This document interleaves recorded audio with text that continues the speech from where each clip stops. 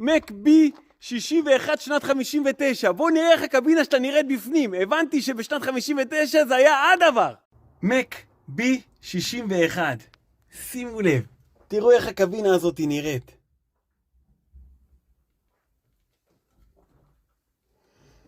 שני ידיות הילוכים. שימו לב.